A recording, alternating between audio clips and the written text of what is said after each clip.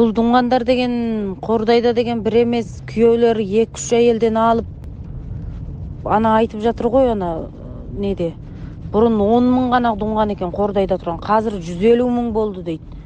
Бір еркектің өзі 2-3 әйел алады екен де баланы тапқызады екен. Біреуіне 5 баладан тапқызса 3 әйел 15 бала тауып тастайтын болып тұр. Бізде күйеулерімізге бір әйел алып береміз бе, не істейміз өзі?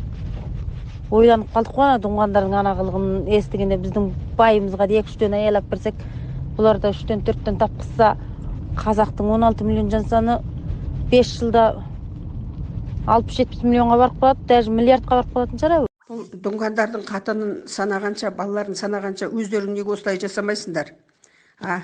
Қазақ тұқымымыз құрып бітті ғой. Бір қатынды алып, бір үйге түрмеге түскендей отырасыңдар.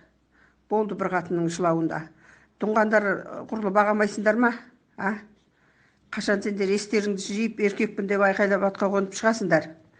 Қарашы мыналарды, мінекей, қаңғып жүріп көбейіп жатыр. Жері де жоқ бұлардың, отаны да жоқ, туы да жоқ, көбейіп жатыр. Мына қара жерге ие болатын адам да жоқ бізде, мінекей. Жер бетінен жойылып бара жатырмыз, тұқымымыз азайып. Осыны айтса, кейбір күйеуден өлген қатындар баж-баж етеді. Анау жоқ, мынау жоқ, баланы бағамаймыз, бізді асырай алмай жатыр деп. Асырай алмаса сен асыра, тұқымың көбейді дағы. Өз баланы қалай асырап жатсың? Солай оның бала әперген қатынның да баласын асыра. Қазақтың тұқымын асырап жатсың, зато көбейтуіміз керек. Көбеюіміз керек осылар сияқты. Міне қаңғып жүрген Дуңға құрлы болмадыңдар ғой.